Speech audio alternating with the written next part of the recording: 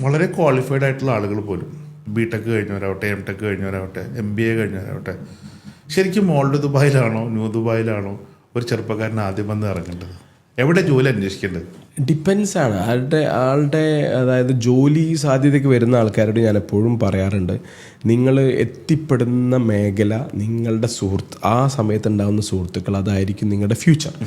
അതായത് ഇപ്പോൾ UAE പല ഓരോരോ ഡിഫൈൻഡ് ആണ് ഏരിയ. അതായത് ഇപ്പോൾ റെസ്റ്റോറൻറ്റിന് ഒരു ഏരിയ, IT കമ്പനികൾക്ക് ഒരു ഏരിയ, സ്റ്റുഡിയോ എന്ന് പറഞ്ഞിട്ടുണ്ടെങ്കിൽ സ്റ്റുഡിയോ സിറ്റീസ്, ഇൻ്റർനെറ്റ് സിറ്റി എന്ന് പറഞ്ഞിട്ടുണ്ടെങ്കിൽ IT റിലേറ്റഡ് ആയ ടെക്നോളജി കമ്പനികൾക്ക് ഇൻ്റർനെറ്റ് സിറ്റീസ്.